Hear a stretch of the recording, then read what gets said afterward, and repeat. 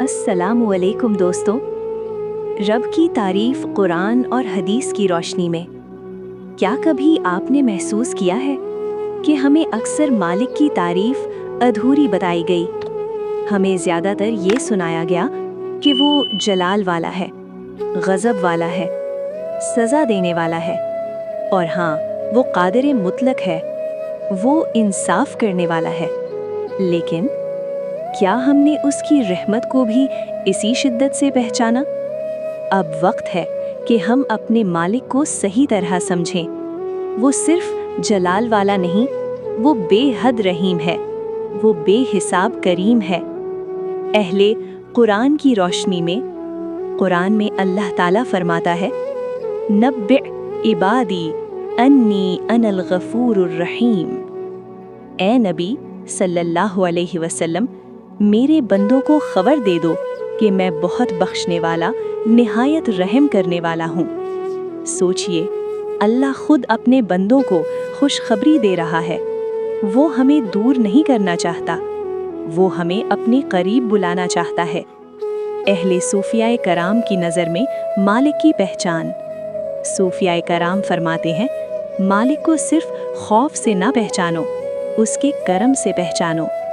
हज़रत जुनैद बगदादी रहमहुल्लाह फरमाते थे, अल्लाह को उसके एहसानात से पहचानो, यानी अपनी ज़िंदगी में जो भी नेमत है, सांस, सुकून, रिज़्क़, मोहब्बत, ये सब उसके करम की पहचान है। हज़रत राबिया बसरी रहमतुल्लाह कहती थी, मैं अल्लाह की इबादत ना जन्नत की ख्वाहिश में करती हूँ, ना जहन्नम के खौफ से, बल्कि उसकी मोहब्बत में करती हूँ। ये है सूफियों की मारिफत, मोहब्बत से पहचानना।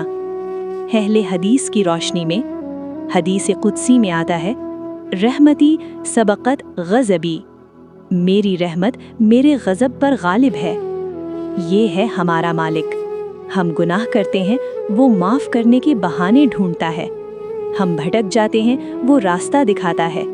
हम रो पड़ें तो वो करीब आ जाता है। ये है हमारा मालिक।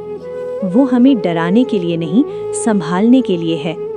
वो सज़ा देने पर कादिर है, मगर माफ़ करना उसको ज़्यादा महबूब है।